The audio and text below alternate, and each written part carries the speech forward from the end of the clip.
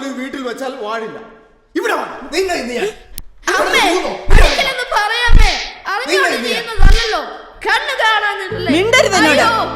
കുടുംബത്തിന് നാണക്കേടും ശാപവുമായി പിറന്നവൻ അന്നേ കൊന്നു കളയേണ്ടതായിരുന്നു. പാഴ് ജന്മം. എവിടെയെങ്കിലും പോയി എന്ന് ചത്തുകൂടെ നിനക്ക്? ഇറങ്ങിപ്പോയ്ക്കൂടെ ഈ വീട്ടിൽ നിന്ന്?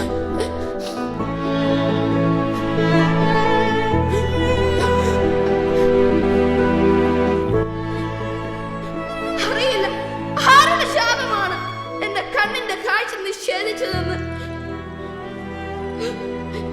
പക്ഷേ ഒരു ചോദ്യമുണ്ട്.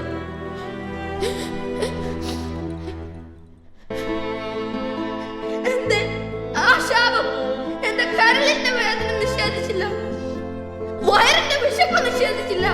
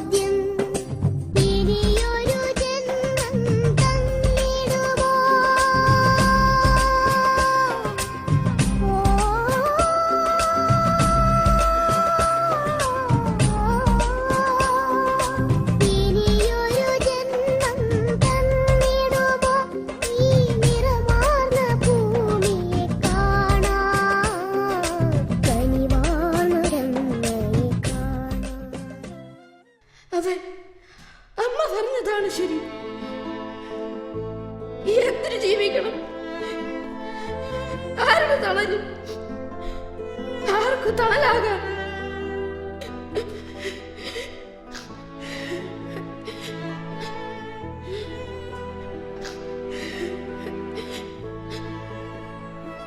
കുഞ്ഞെ, ഇന്നും നിനക്ക് അടി കിട്ടിയല്ലേ? സംരക്ഷിക്കേണ്ടവർ തന്നെ തല്ലിക്കെടുത്തിക്കൊണ്ടിരിക്കുന്ന നിന്റെ കുരുന്നു ബാല്യത്തിന് വളരാൻ എന്ത് സാന്ത്വന വാക്കുകളാണ് വളമാവുക. ആര്? ശിമിയോൻ പ്രവാചകനല്ലേ അത്? അങ്ങ് പറഞ്ഞത് നേരാണ്. തീ പിടിച്ചെരിയുന്ന എന്റെ ആത്മാവിനെ തണുപ്പിക്കാൻ ഒരു സ്വാന്തന വാക്കുകൾക്കും ഇനി ആവില്ല. ഞാൻ തീരുമാനിച്ചു കഴിഞ്ഞു. എനിക്ക് കാണാനോ എന്നെ കാണാനോ ആരുമില്ലാത്ത തിമിരം ബാധിച്ച ഈ ലോകത്തിൽ ആകർഷണീയമായി എനിക്കൊന്നുമില്ല. അരുതു കുഞ്ഞേ, നഷ്ടധൈര്യനാകരുത്. നിന്റെ കണ്ണിന്റെയും ലോക ജനതയുടെ ഹൃദയത്തിന്റെയും നവസകറ്റാൻ ഒരു ആദിത്യൻ ഉദയം ചെയ്തിരിക്കുന്നു. നൂറ്റാണ്ടുകളായി മാനവ ഹൃദയം കാത്തിരുന്ന ആരക്ഷകൻ ഒരു നാൾ നിന്നെ തേടി ഇവിടെ വരും. നീ വിശ്വസിക്കുക, കാത്തിരിക്കുക. ഇത് വെറും വാക്കല്ല. എന്റെ ഈ കണ്ണുകൾ അവനെ ദർശിച്ചതാണ്. എന്റെ ഈ കൈകൾ അവനെ വാരിപ്പുണർന്നതാണ്.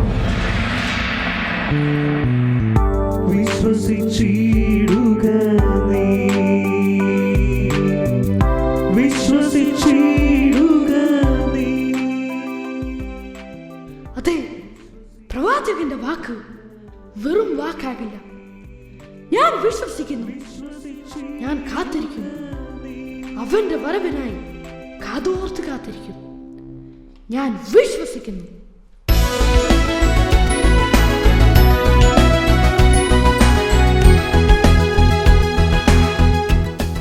സഹൃദയരെ, വിശ്വസ്നേഹത്തിന്റെ പൊന്മണി വീണയിൽ വിസ്മയഗീതമുയർത്തിയ വിശ്വകലാശില്പിയുടെ പാദാന്തികത്തിലും സഹൃദയരായ നിങ്ങളുടെ മുൻപിലും സെന്റ് വിൻസെന്റ് മാസ് സെന്റർ കാഴ്ചവെക്കുന്നു. ഞാൻ വിശ്വസിക്കുന്നു.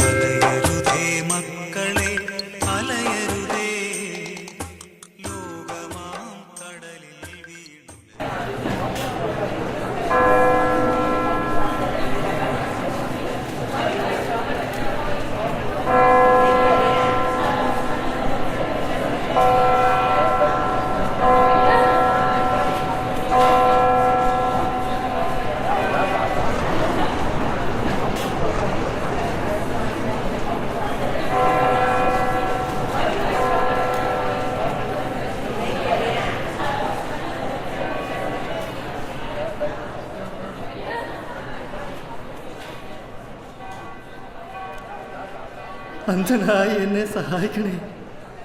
നിങ്ങളുടെയൊക്കെ കാരുണ്യമുണ്ടെങ്കിലേ എനിക്ക് ഭക്ഷണത്തിനുള്ള വകയുണ്ടാവും. എന്നെ സഹായിക്കണേ. എന്തെങ്കിലും തരണേ, എന്തെങ്കിലും തരണേ, എന്തെങ്കിലും തരണേ. വിശക്കുന്നേ, എനിക്കെന്തെങ്കിലും തരണേ. കണ്ണു കാണാൻ പറ്റില്ലാത്ത ഈ മനുഷ്യനെ സഹായിക്കണേ. അയ്യോ, എന്തെങ്കിലും തരണേ. കൂടാരത്തിരുനാളിന് കൊടിയേറിയപ്പോൾ തന്നെ അപലക്ഷണം. പൊടിമഴയൊന്ന് ചാറിയോ? ലക്ഷണം കണ്ടിട്ട് കാര്യങ്ങൾ പൊടിപിടിക്കുമെന്നാണല്ലോ ഞാൻ മുമ്പേ പറഞ്ഞത്. ഭണ്ഡാരപ്പെട്ടികൾ കാലേക്കൂട്ടി നിറഞ്ഞു കവിഞ്ഞോ?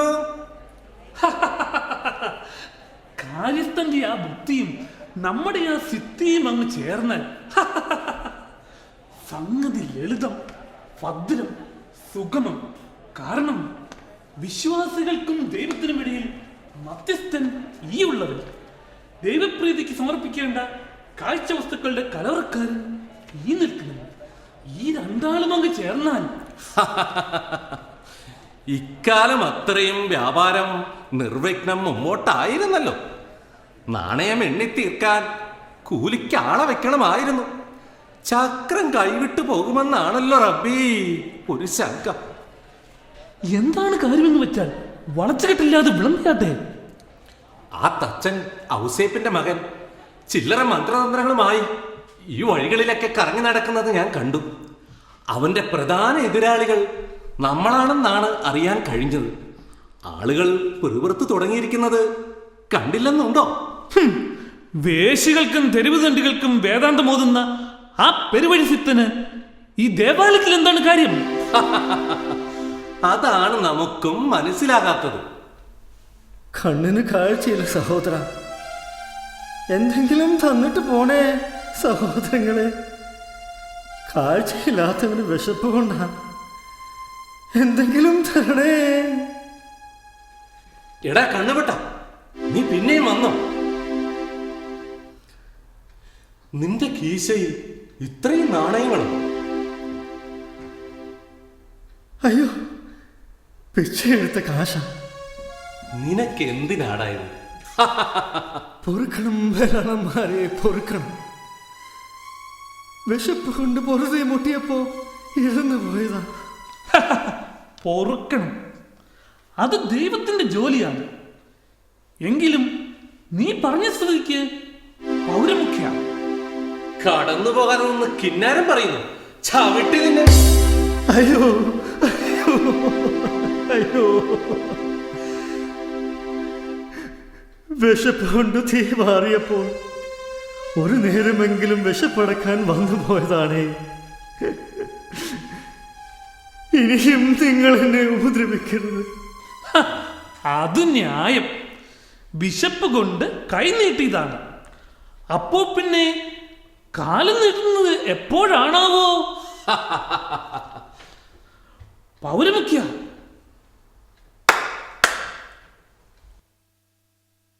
ഞങ്ങളെ വിളിച്ചോ?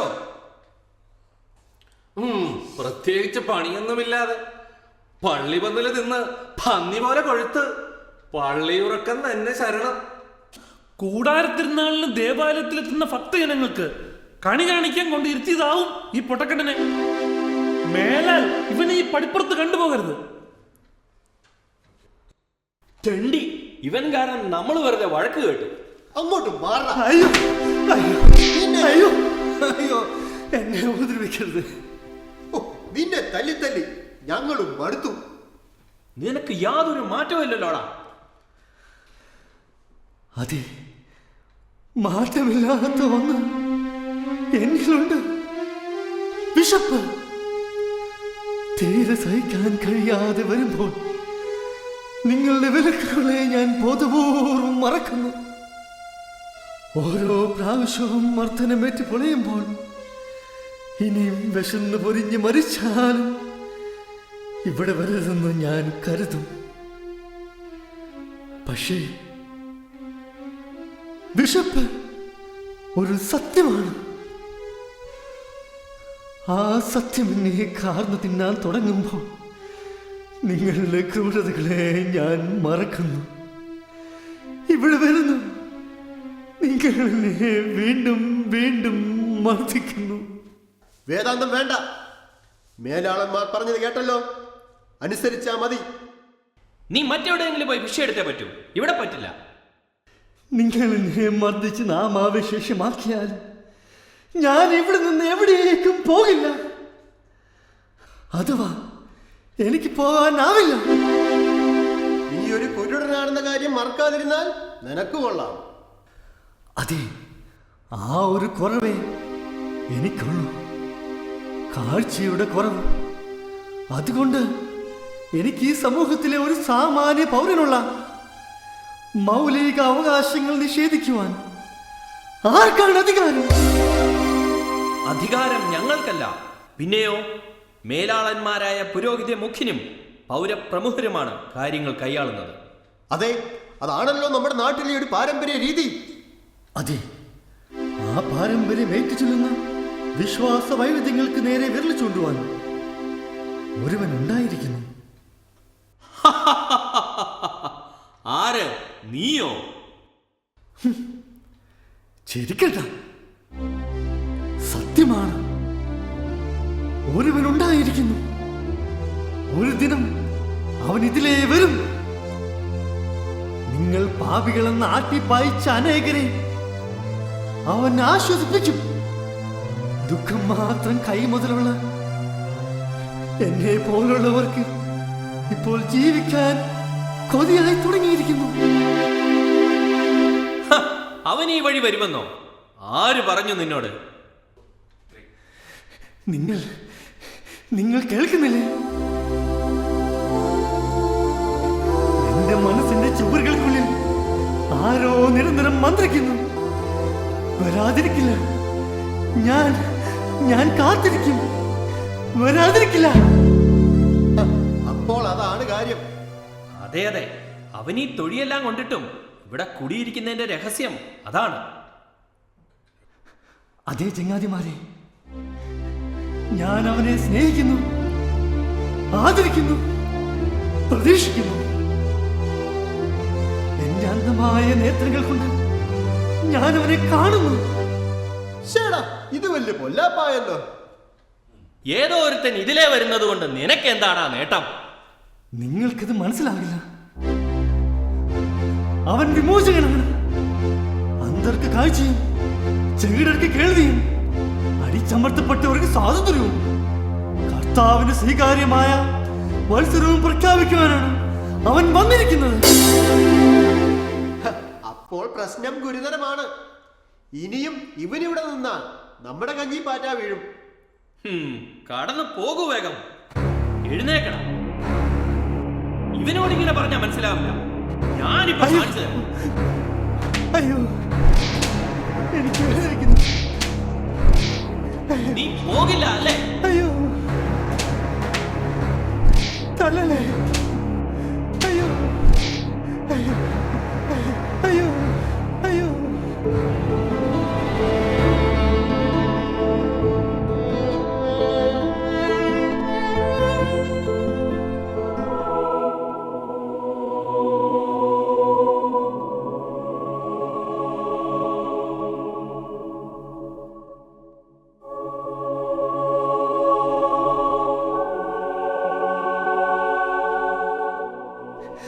അല്ല, ഒരു ദിവ്യ സംഗീതമാണല്ലോ ഞാൻ കേൾക്കുന്നത്. അതെ അതെ, ഞാൻ പ്രതീക്ഷിച്ചിരുന്ന അതേ ശബ്ദം. അതെ അതെ, അതവൻ തന്നെ. രക്ഷക, എനിക്ക് വെളിച്ചം തരണമേ, എന്റെ കണ്ണിന് കാഴ്ച തരണമേ.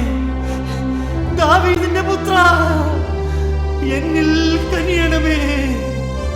അതാ അതാ, അതവൻ തന്നെ. രക്ഷക, എനിക്ക് വെളിച്ചം തരണമേ, എന്റെ കണ്ണിന് കാഴ്ച തരണമേ. ദാവീദിന്റെ പുത്ര, എന്നിൽ കനിയണമേ, എന്നിൽ കനിയണമേ.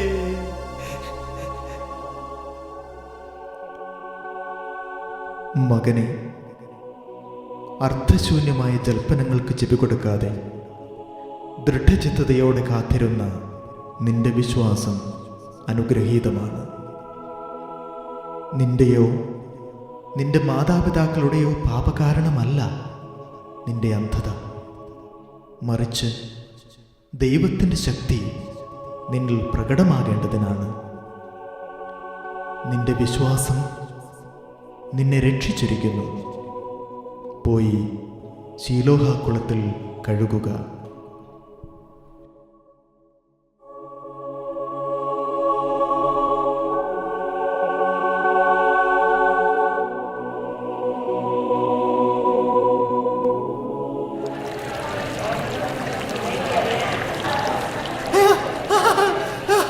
എനിക്ക് കാഴ്ച കിട്ടി.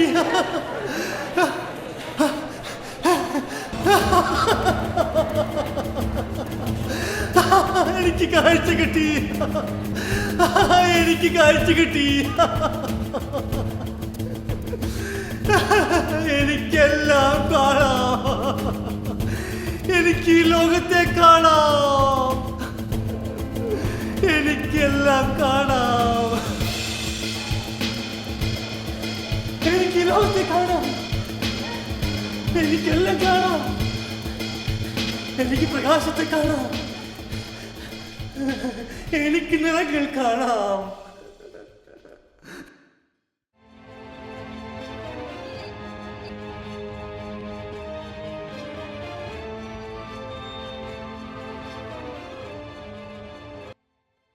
നിന്റെ വിശ്വാസത്തിനൊന്നും ഞങ്ങൾ എതിരല്ല. പക്ഷേ ഇപ്പോൾ ഈ സത്യം നീ പുറത്തു പറയരുത്. കാരണം നൂറ്റാണ്ടുകളായി നമ്മുടെ പിതാക്കന്മാർ വിശുദ്ധമായി ആചരിച്ചു പോകുന്ന സാപത്തിന്മേൽ ചെളിവാരി എറിയപ്പെട്ട കർമ്മമാണിത്. ഈ കർമ്മം അംഗീകരിക്കുവാൻ നമ്മൾക്ക് കഴിയില്ല. നീ തൽക്കാലം ഞങ്ങളോടൊപ്പം നിൽക്ക്. ശാന്തമായി ഒന്ന് ചിന്തിക്കുക. സാപത്തിൽ ഇങ്ങനൊരു അത്ഭുതകർമ്മം നടക്കുവാൻ പാടില്ലായിരുന്നു. പക്ഷേ നടന്നു. അതെ, പൊളിച്ചെറിയേണ്ട ദുരാചാരങ്ങളുടെ തുടക്കം എന്നിൽ നിന്ന് തന്നെ ആകട്ടെ. സാപത്തിലും നന്മ ചെയ്യാൻ കഴിയുമെന്ന് ലോകം അറിയട്ടെ. ചെറുപ്പക്കാരാ, അറിയാമല്ലോ, സമ്പത്തിന്റെയും സ്ഥാനമാനങ്ങളുടെയും മേലാളന്മാരാണ് ഞങ്ങൾ. കൂടെ നിന്നാൽ സമ്പന്നനാക്കാം, ആരാധ്യനാക്കാം. ഇല്ല, ഇതിനോട് തർക്കിക്കുന്നതിൽ യാതൊരു ഫലവുമില്ല. വരുപൗര മുഖ്യ, എന്ത് ചെയ്യണമെന്ന് ഞാൻ പറഞ്ഞു തരാം.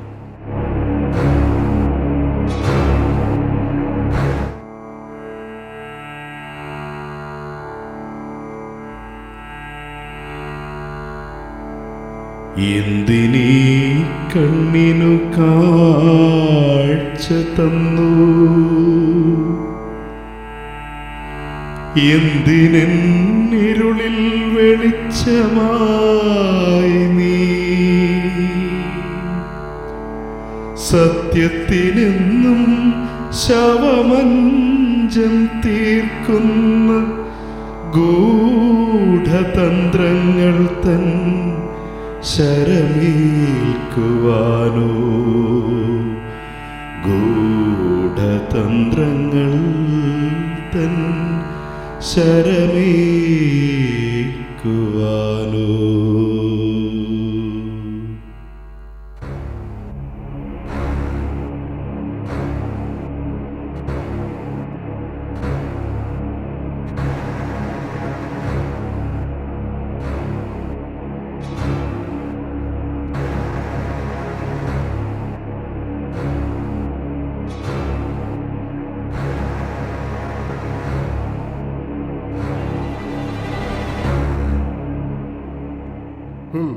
ആരംഭിക്കാം.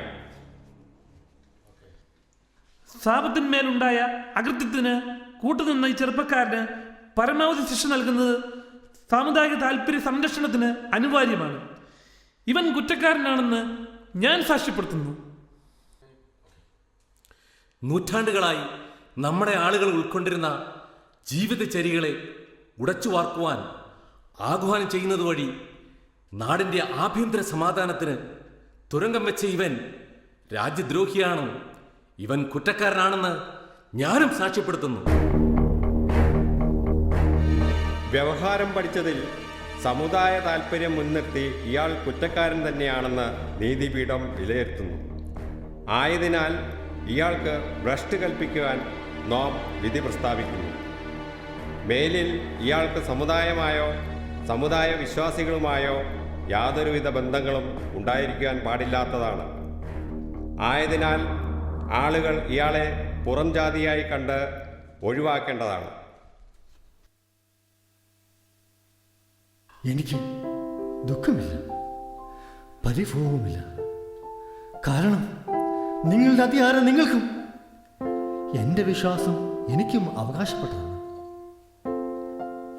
എങ്കിലും ഞാൻ അനുഭവിച്ചറിഞ്ഞ സത്യത്തെ ഈ ലോകത്തോട് പറയാതിരിക്കുവാൻ എനിക്ക് കഴിയില്ല. ഞാൻ അവനിൽ വിശ്വസിക്കുന്നു. ഞാൻ നസ്രായനിൽ വിശ്വസിക്കുന്നു.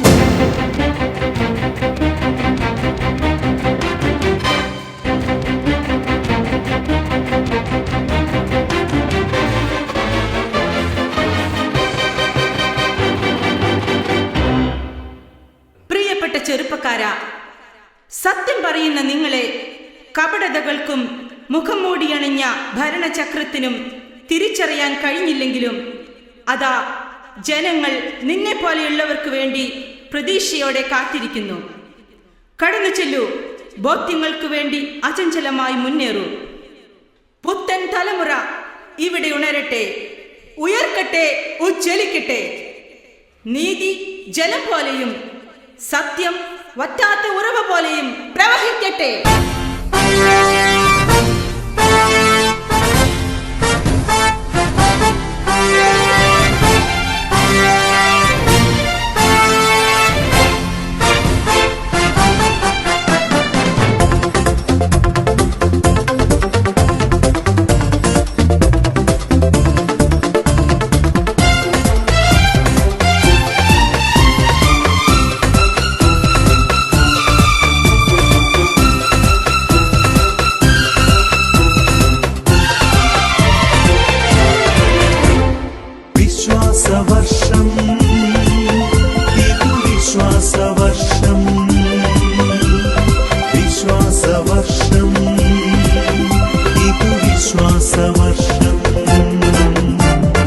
വിശ്വാസവർഷം ഇതു വിശ്വാസവർഷം വിശ്വാസവർഷം ഇതു വിശ്വാസവർഷം ഒരിടയനും ഒരാട്ടിൻ പത്രവുമായിടുവാൻ തിരുസഭയോടു ചേർന്നിടാൻ തിരുസഭയിൽ വിശ്വസിക്കാം. ഒരിടയനും ഒരാട്ടിൻ പത്രവുമായിടുവാൻ തിരുസഭയോടു ചേർന്നിടാൻ തിരുസഭയിൽ വിശ്വസിക്കാം. വിശ്വാസവർഷം ഇതു വിശ്വാസവർഷം വിശ്വാസവർഷം ഇതു വിശ്വാസവർഷം വിശ്വാസവർഷം ഇതു വിശ്വാസവർഷം വിശ്വാസവർഷം ഇതു വിശ്വാസവർഷം